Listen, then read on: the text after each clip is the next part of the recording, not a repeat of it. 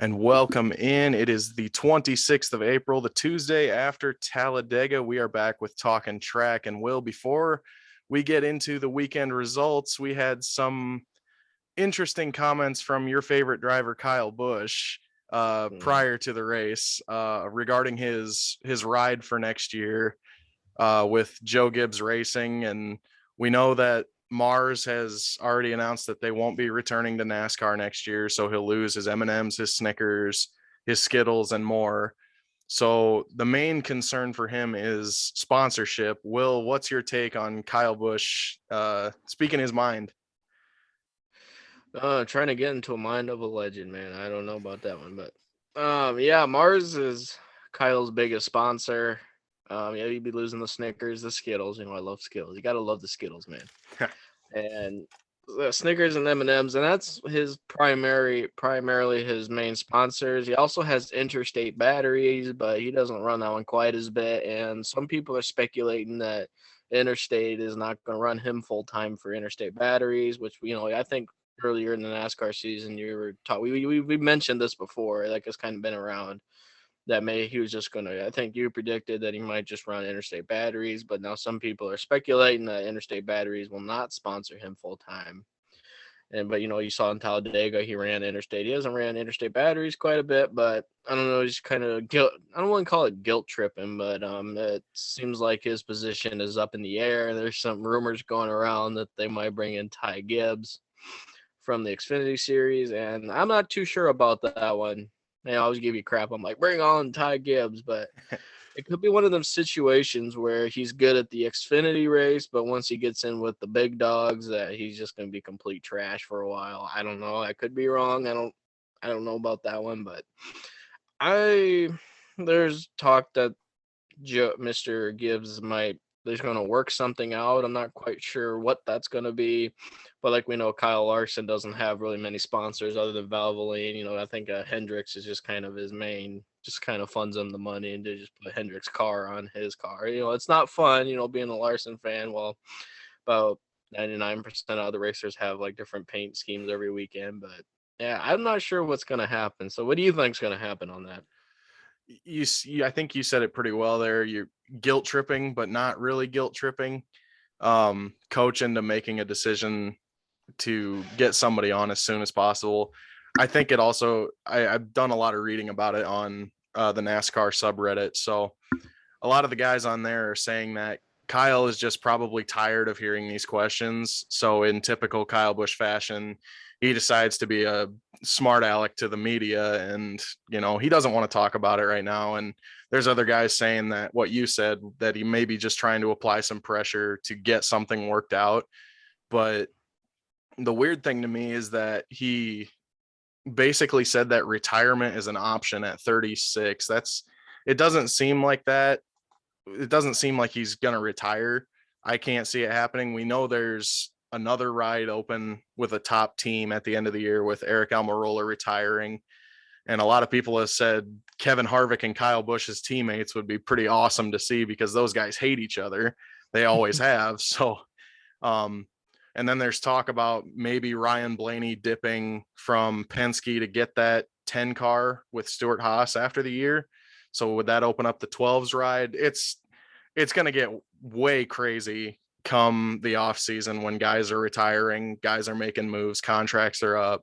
But I think this particular comment, or these comments that Kyle Busch made this weekend, were simply him just kind of being Kyle Busch and, blowing off the media, or else I think it's one of those two things that, prompted his response. Yeah, I don't know about it makes me kind of curious, like if Joe gets something worked out for him, because like the M&Ms, and you don't see Snickers a whole lot, but like the M&M car is like one of the most iconic cars in NASCAR, and then that's going to be going away this year at the end of this year, that's going to be sad to see. Even though I'm not the biggest fan of Bush, but you always see that 18 M&Ms car or the Skittles. I like the Skittles, but you mostly see the M&Ms, so that's going to be something hard to get used to or adjust to after that. But yeah, if he does stay with Gibbs and keeps the 18, I'm kind of wondering what kind of sponsors are going to give him. But As of right now, there's really no clear answer on that. We're just kind of sitting by, letting time fly and see what happens there. But retiring at 36, sports like football, everything, 36 is still a little young. Yeah, I mean, it's Es- not. Especially in NASCAR with guys like Kevin Harvick, Martin Truex, Denny Hamlin. Those guys are all in their 40s.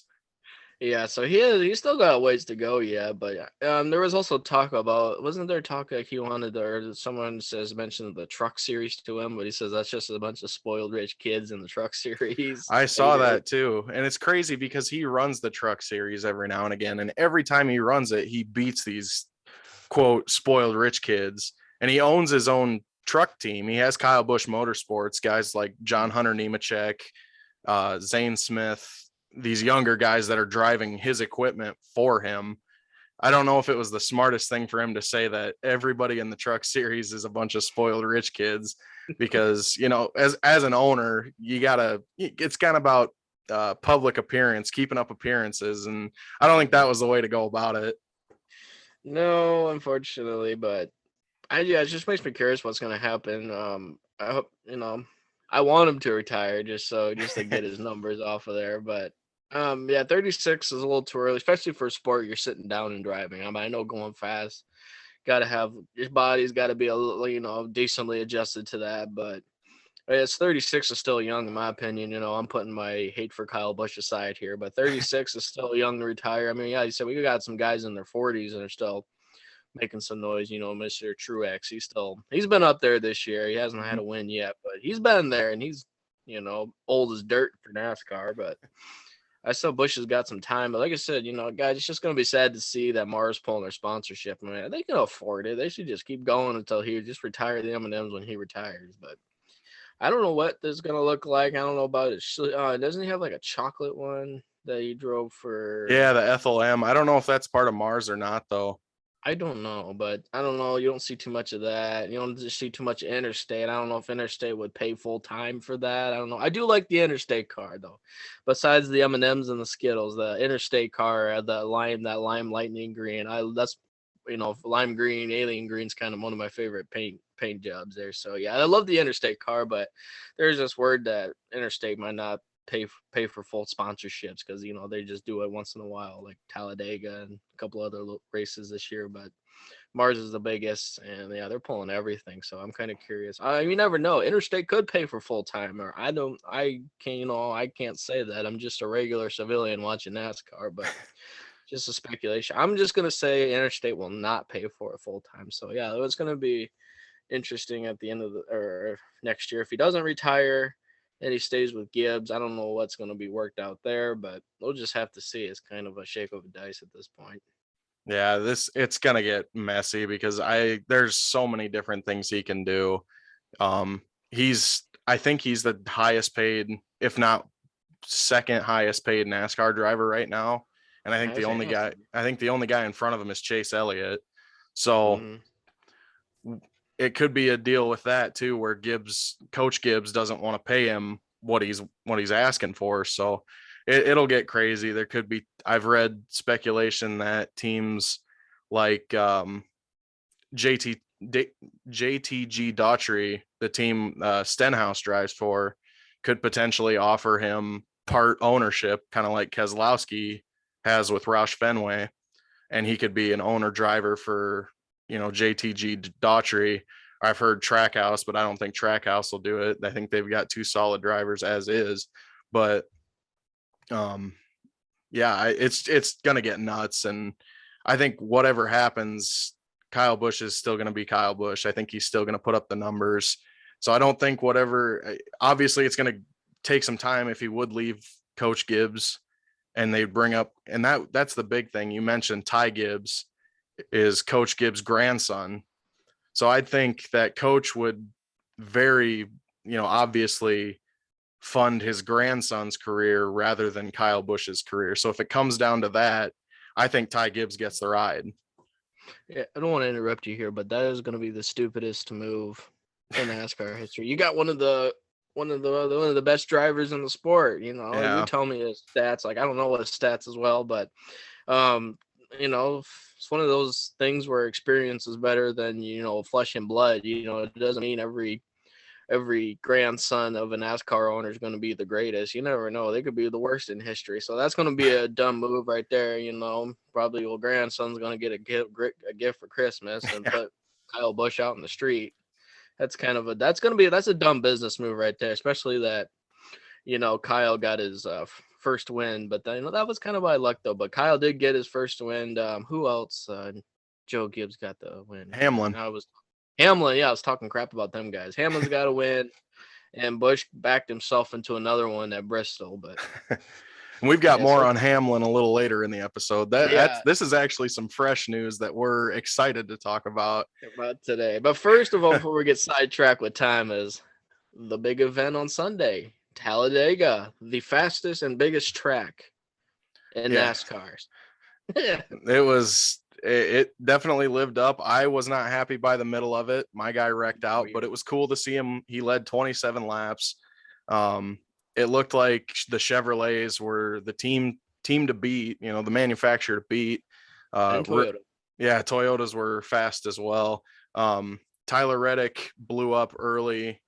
And then I believe there were a couple of other Chevy engines that Daniel Hemrick, he blew up and he ended up wrecking Chase Briscoe and Chris Buescher. And that looked like a gnarly hit Chase Briscoe took. His car got clotheslined. But before we go to that, when will Tyler Reddick catch a break?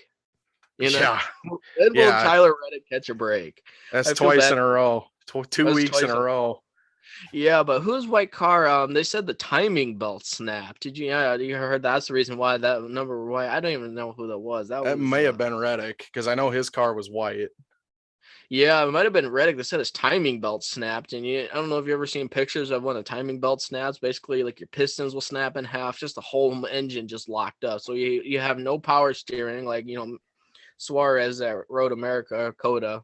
Had no power steering. Basically, everything locks up. Your entire engine, transmission's locked up. So, going 190, 200 miles an hour, with no control over the car. And you see how these tires are this year. They're not the greatest, but took out literally half the field, and Briscoe got clotheslined. And unfortunately, Daniel was a victim to hanging in the back there. And you were saying that you were worried about the front more because I had Larson up front most of the day, so you're more worried about the front. I was getting a little tripped out there because the Hendricks boys were right behind each other, pushing and shoving each other up there. But that actually worked out pretty most of the thing until they got separated. But unfortunately, Suarez. But so let's start off with the starting of the race with Suarez in fourth. Yep, he qualified fourth.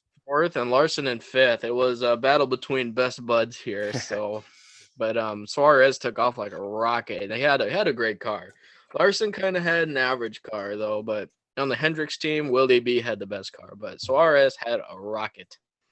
Yeah, I was pretty bummed because you texted me. This kind of ties in with me being worried about the squirrely dum-dums up front when it was getting gnarly there, and Denny Hamlin and Bubba Wallace, they pulled off, went to the back because they were worried. You texted me right away. You were like, what in the hell is Denny Hamlin? What are they doing? I was like, I think that they're just not liking the guys being squirrely up at the front. So they dropped to the back. They were waiting for him to wreck. And it was the dumbest thing when I think it was Bubba Wallace was pushing Logano on that restart that took out 10 drivers. Bubba was pushing way hard. Yeah, Logano was loose and squirrely. His Logano's car actually had a loose right side. I think the right rear needed a wedge adjustment, and he was so squirrely, but just not even touching him. And then, so they took out. That's actually what took out Suarez, I think, wasn't it? Yeah, it took out him and about 8 other guys. I know Ty Dillon, Ricky Stenhouse, Suarez, Gilliland, others. Yeah, it was a mess, and I was very upset because Daniel had such a good car.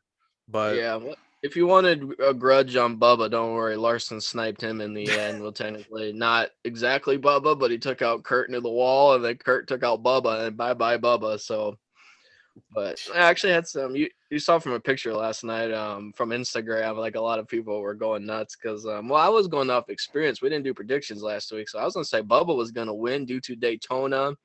Having Willie B at Atlanta, almost having Willie B at Atlanta, and I thought he was gonna win, so I had a chain reaction there. But yeah, Bubba took out Logano, and then Larson kind of sniped Kurt Busch there and took him out, and then he took out Bubba along with him, and I was like, yeah. But yeah, this race was nuts, but I was excited for it. I knew it was going to be a crapshoot, and I was worried about Larson, but Larson held himself pretty good. And don't forget the history of the track. Dale Jr. is the Pied Piper of Talladega. We Yep. had him in the booth Sunday. That was good. I liked him up there. What did he win? 9 times or something? 11 times? Yeah, at least I think it was 6 or 7. I think it could 6 be or 7. more, but yeah, Might have been. regardless, winning that many times at Talladega, that's not easy. We've seen over the years the wrecks at Talladega, so much unpredictability, and he was awesome in the booth. I thought his input and knowledge of the track I thought was really, really good to have in the booth, Oh because yeah. when Mike and Clint have had other guests like Danica, yeah, we both went there and we both knew who the worst guest analyst was. um but yeah, Kenseth was okay. Gordon was solid. I thought Chad Knaus was really good, and I can't remember what track he even was at. I But don't. yeah, Dale Jr. and Chad Knaus have been the two best guest analysts I've thought in the Fox booth this year. Heck yeah. But let's get to those. When you got a super speedway racing, you also got super fast cars, and what can't you go fast on? The pit stops. That was a mess. Yeah, that first round of pit stops, Brad Oh my! Keselowski was flying in. He locked his brakes up big time, still got busted entering. Cody Ware was flying in. He was flying in sideways He because locked his tires. he locked the front brakes up. Oh my He God. went around. He was lucky he didn't collect anybody else. Hey, did you see that? Kyle Busch almost took out not Bubba, took out Bell on the way out of the pit. Did you see that I one? missed that one. Oh, you missed that one. Kyle was coming out, or I can't remember who was in the pit. It was either Bell or Kyle. I think it might have been Bell. So he was exiting pit road, and here comes because he's getting up to speed because he was higher up in there, and here comes Kyle out, just popped him like that, and he started spinning on the way out, and he hit the wall. Jeez. So yeah, pit stops were they were gnarly. But we had the Toyotas pit first. I think no Suarez, or maybe the front. It was like Bell and everybody. They pitted first because of fuel window, but Hamlin and they got the hell out of the way. Well, not before they pitted, but they just because another thing about super speedway is the draft is really important because I don't know if you're listening to the track that if you're on the tail end, it's harder being in last place because the draft actually starts to end and then your car really gets pushed back. That's what happens to a lot of the lap cars. You really got to hold on and hope for that draft. But yeah, Hamlin just got out of draft. Had a draft there pretty quick. So, but yeah, draft was really important, especially it's harder being on the rear end. But we had then the fuel window being a 2-mile track, the fuel windows were pretty short, like what, 40 laps, 38 Yeah, laps or something. between like 36 and 40 right there. And like you said at the top of the show, is it's the longest track, 2.66 miles. And the pit stops were unbelievably bad that first go around. I saw Keselowski flying in, locking his brakes up, and I thought, oh boy, here we go. It was a chain reaction because the next ding-a-ling in line spun out. Didn't he get Bad Brad get busted on the way out too? He got it for fast exiting as well, and he had to do a lap. He had to do a lap through or something like that.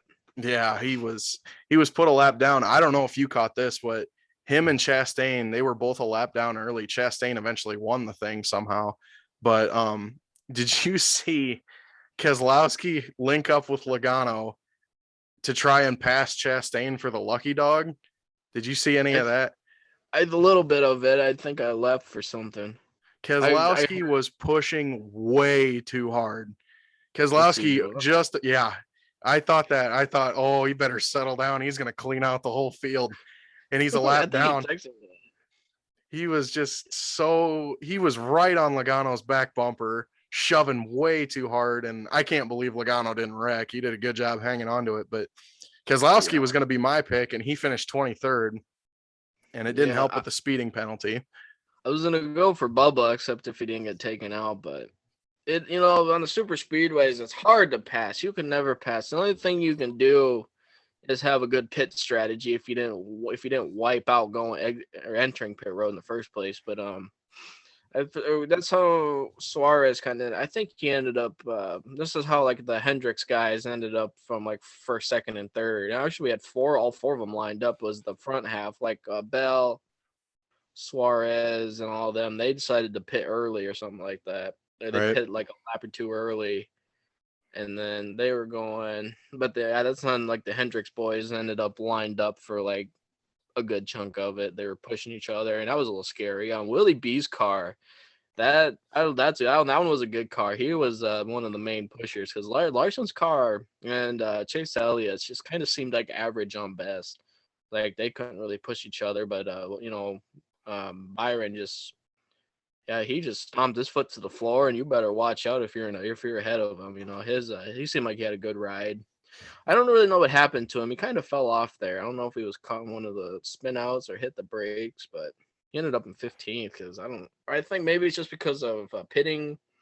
I'm not sure what really happened there, but his car was really well. Bell started off pretty good. So one of these guys that we're seeing a ton of, like Bell, is going to get his first win because he's always there.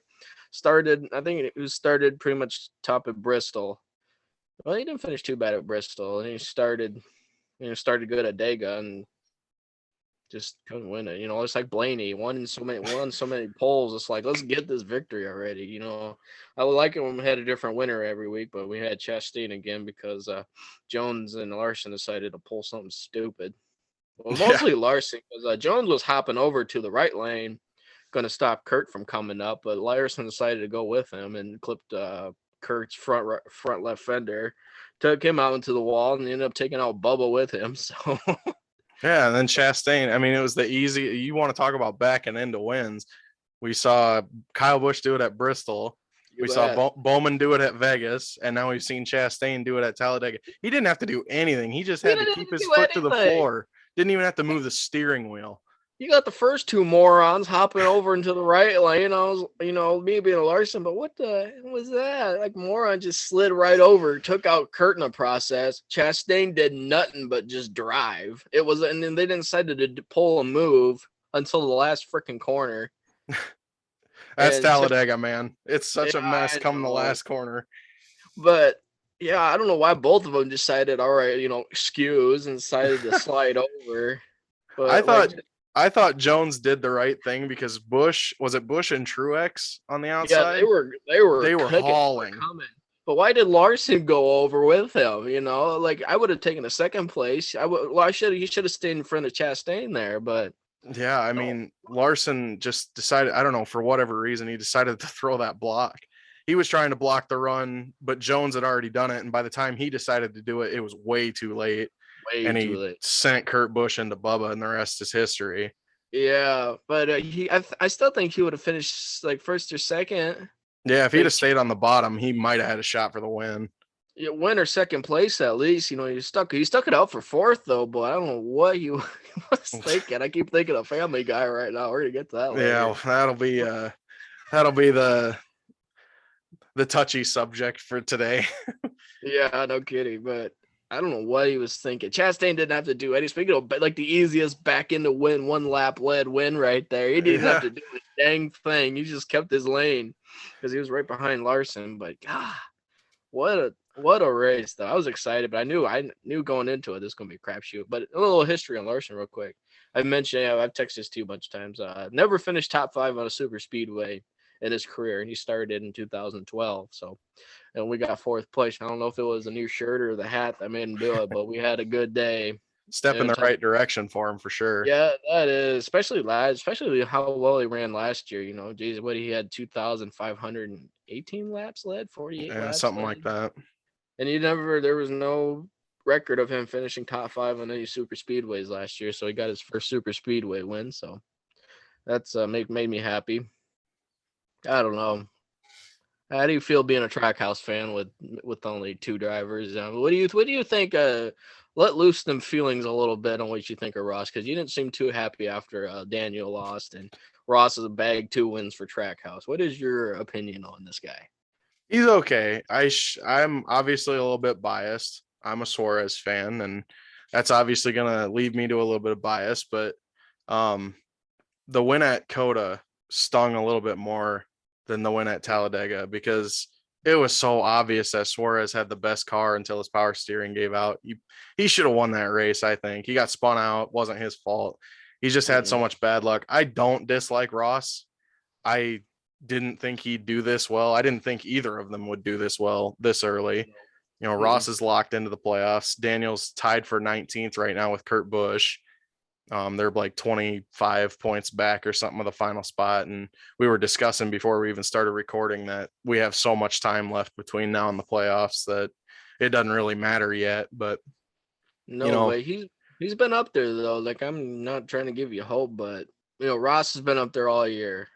Suarez, you see his name once, quite often, but it's just same thing with Larson too. That's why I try to keep you calm about it. Is yeah, Larson's had this is I don't know which one it was, because I just started taking NASCAR a little more seriously the last year. And so far this year, he's kind of had a disappointing year. Bad luck mostly. Like Daytona, the wreck wasn't his fault. Well, I don't know. He backed into Harvick, and I forget who it was. Was it Brad? I don't even know. Like, someone hit the brakes. Larson hit his bumper, took out Larson.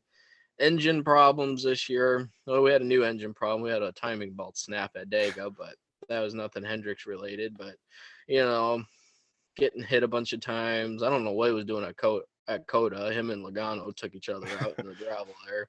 But yeah, we're both kind of having a tough year. But the only thing I got is Larson got his first win, but got that by also trying to take out one of his own teammates along with him. But I think spotter reasons. But I mean, this is the only thing I got. Well, you got led laps on Larson on that, but a little bit better stats this year. But we got to win. But it's just kind of been a bad year for both of our drivers. Honestly, it's kind of look at the draw. But and honestly, I shouldn't be as disappointed because this is Daniel's best year statistically. He's yeah, led more laps this year than any other year in his career, and we're 10 races in. He's making a huge step in the right direction. He's got pair of top fives, already has, I think, if not the same amount, then more top fives than last year. He's 7th in lead laps. It's the same deal with Reddick. It's just a matter of when they shake the bad luck. They're both going to get wins by the end of the year, I think. mm, And then, I don't dislike Ross. He's been impressive this year and he's made big moves for Trackhouse. He's going to bring in sponsorship dollars. He's going to bring in prize money. They're making a huge step forward as an organization. And I think that's going to lead me into cold beer. I don't know. This week it's such a crapshoot this week. I all want to right. I want to give it to Ross, but I don't know. Who are you giving yours to? I'll maybe base mine off of that. I'm going the Hendricks boys for about 3/4 of the race, shoving each other into corners and straightaways without a single wreck.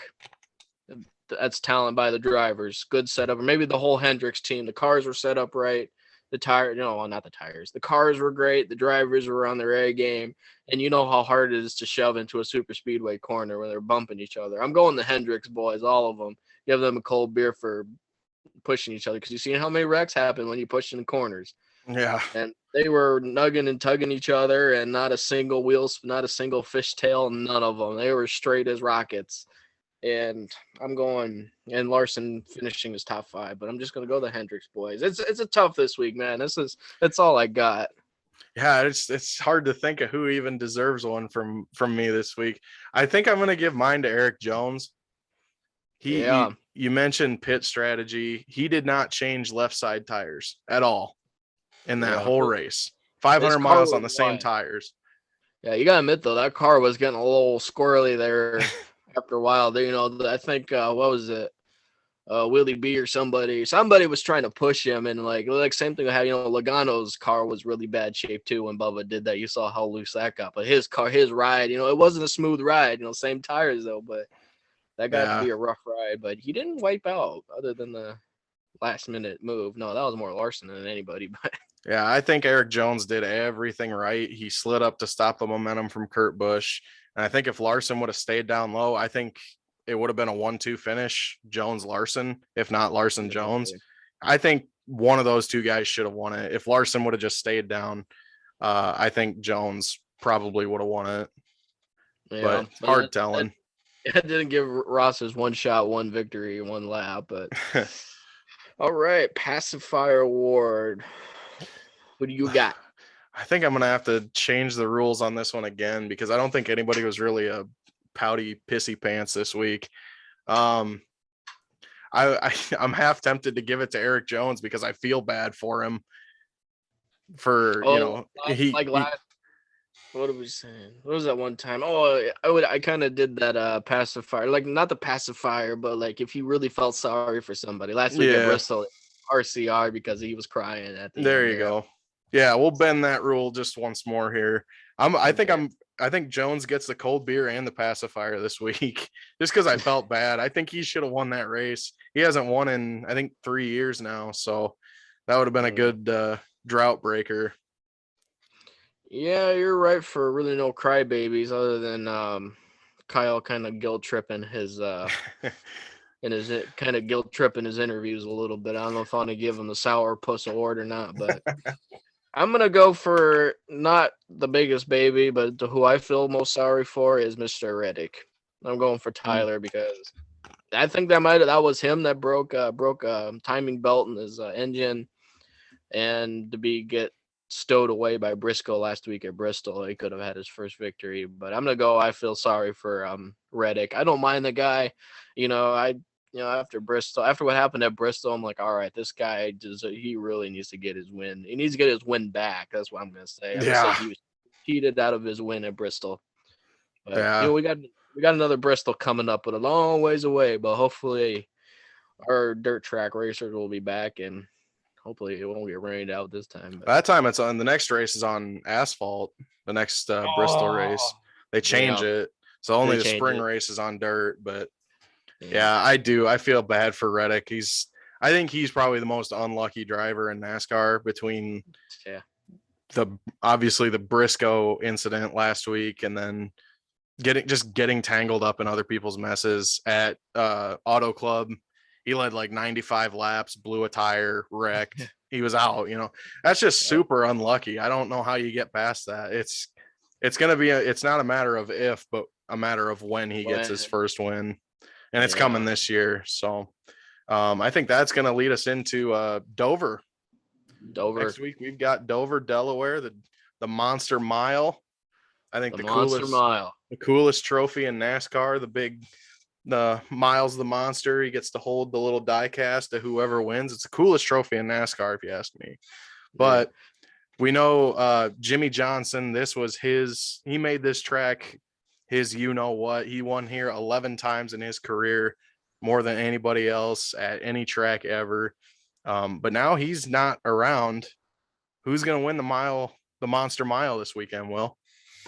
Well, it's only fair that our two monster drivers in Xfinity and Cup Series should win the Monster Mile. I mean, it would be a dream. But the only thing we got to put pressure on Bowman for taking over Jimmy Johnson's car. The number 48. I don't got any predictions. I mean, last time we had a short track, we've had a good number of short tracks recently, but I would say Briscoe was going to get him because you saw what happened in no, was it Atlanta? No, not Atlanta.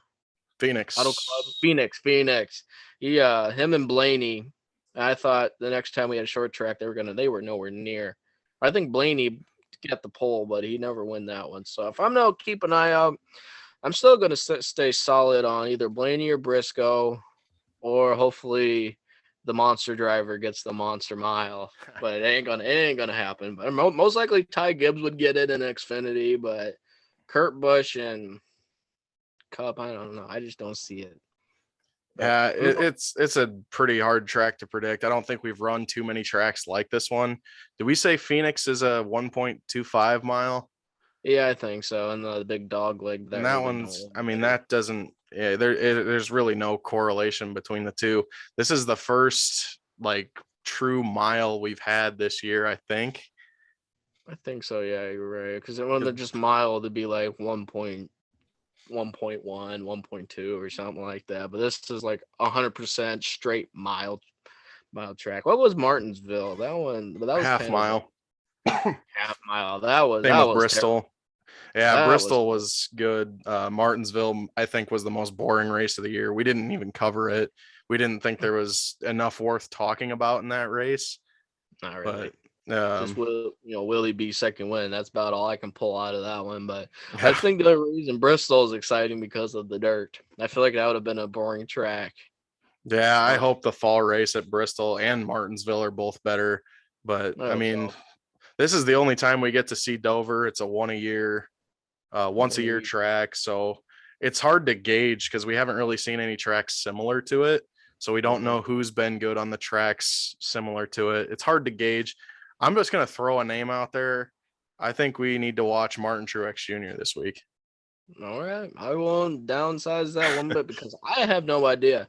The only thing I'm going to say is I'm going to expect Bowman to at least pull a top 10 at least. I don't know. Could be I'd anything. like to throw my favorite driver in there too. This is statistically Daniel Suarez's best track. He's got 5 top 10s in 10 starts at Dover, including a third place finish in 2016 or something.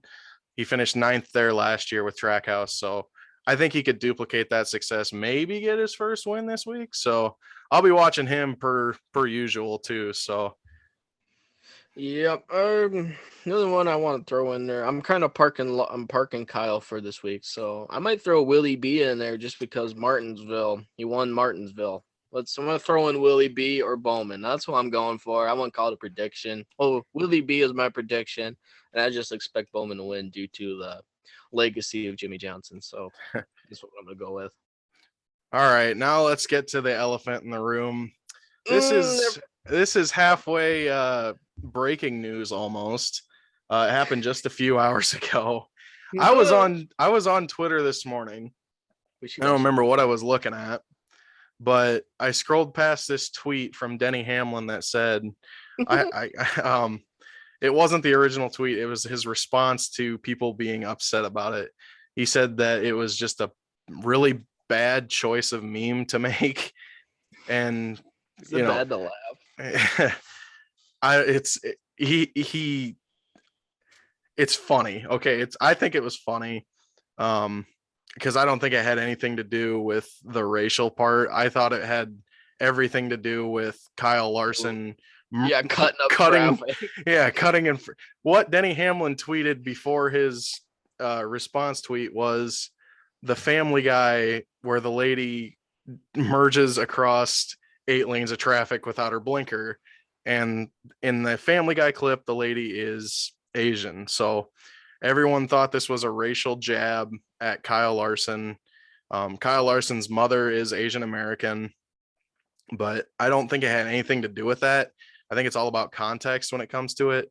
I don't I don't want to dig myself into too deep a hole here either, but I know that Kyle Larson and Denny Hamlin are really good friends. They motivated each other extremely hard last year with Larson winning all the races, but I don't think it was a racial jab. I thought it was more just the Family Guy clip looked almost identical to what Larson did in regards to cutting up traffic. Yeah, not necessarily the. I don't know. I don't like to step boundaries, but just take the Asian lady out of it. Just the part where she goes, I don't need blinker. I turn now, and then she turns and just cuts every Right. car off across 8 lane. Because that's what I don't know. Whoever watches this haven't watched the Dega race, but Larson decided to cut through traffic and took out almost half the Right. field. So I that's what it's similar to. It's not the Asian part, but of I course, out of all the luck, Larson's mom had to be, right, you Asian know, American. yeah, And Asian American.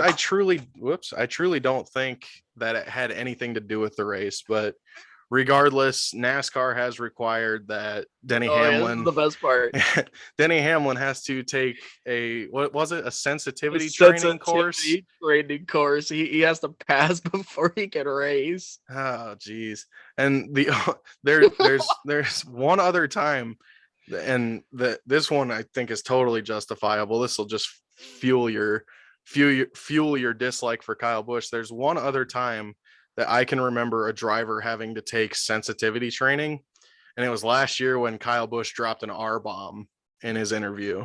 He called Brad Keselowski a fill in the blank R bomb.